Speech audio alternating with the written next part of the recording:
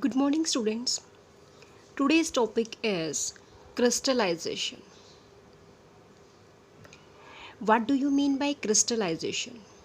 Crystallization is a process of obtaining a pure solid in the form of crystals from its impure sample. Means the formation of pure crystals from impure sample. This is called as crystallization. It is used to purify the solids. Example: purification of sea salt obtained from seawater. The salt we get from seawater can have many impurities in it. To remove these impurities, the process of crystallization is used. Crystallization is a better technique as compared to simple evaporation process because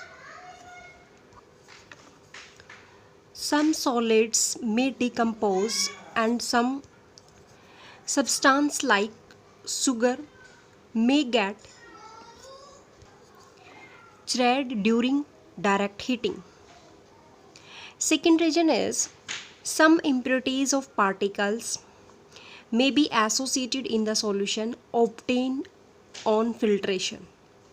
So they will be present in the solid residue left after evaporation. But in the crystallization, the crystals obtained are always pure. Third reason, direct heating of evaporation does not give crystal. Only a solid residue is left in the dish. So these are the three reasons which shows crystallization is a better technique as compared to evaporation. Now the next example of crystallization is separation of crystals of alum. Alum means fitkadi from impure samples. Third, the separation of crystals of pure copper sulfate from impure samples. This is crystallization technique. Here this is china dish and having the impure samples of copper sulfate. This is sand bath, and here the solution in a china dish that is concentrated.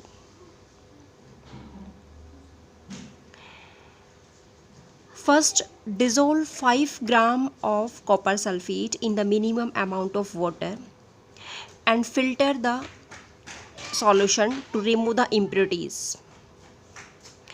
Evaporate the solution by the help of heating in a china dish to get the saturated solution. Cover the solution with a filter paper and allow it to cool. Pure copper sulfate crystals are formed after heating. So with the help of crystallization technique, we can easily separate the pure crystals of copper sulfate from the impure sample of copper sulfate. Now the next topic is physical and chemical changes. First, physical changes. As the name suggests, bring about a change in the physical state of matter under a suitable conditions. First, means the change which occur during without a change in composition and in the chemical nature of a substance. This is called as physical change. Means the properties that can be observed and specified like color, hardness, rigidity, fluidity, density, melting point, boiling point, all are physical properties. and the change in the physical property of a substance is called as physical change. Here we take one example. First, interconversion of states is a physical change. Means change of water in ice is a physical change because chemically ice change into water. Chemically ice and liquid water both are same. Another example is ice changes into water, water changes into water vapors. All look different and shows different physical properties, but they are chemically same. Now second is chemical change. As the name suggests, bring a change in the chemical composition of matter. Means bring a change in the chemical properties of matter and a new substance is formed. When a new substance is formed, this is also called as chemical reaction. Means chemical change is also called chemical reaction. In the chemical change, one substance react with another substance and to undergo a chemical change in composition. Example, both water and cooking oils are liquid, but their chemical characteristics are different. They differ in odor. Oil burn in air, whereas water extinguisher fires. So it is the chemical properties of oil that make it different from water. Now we take the example of chemical changes. First, burning of coal is a chemical change. Second, formation of curd from milk. It is also a chemical change. Means during a chemical change, a new substance is formed. This is the main point. Now, what are the main difference between the physical changes and chemical changes?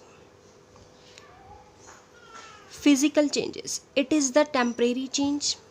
Chemical change is a permanent change because a new substance is formed. Physical change can be easily reversed, but chemical change cannot be reversed. In physical change, only physical properties of the substance changes. In chemical change, both physical and chemical properties changes. In physical change, no new substance is formed, but in chemical change, new substances are always formed.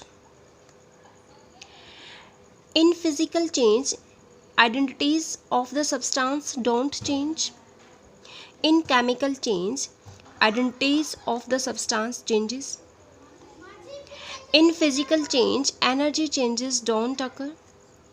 In chemical change, energy changes always takes place. In physical change, mass of the substance does not change, but in chemical change, mass of the substance does change. Now, what are the examples of physical change like melting of ice, cutting of paper, melting of wax, etc. But in chemical changes like burning of coal, formation of curd from milk, all these examples of chemical changes. One more important point, burning of candle means during the burning of a candle, both physical and chemical change are observed. So this is a most important example which shows both physical and chemical change. Thank you, students.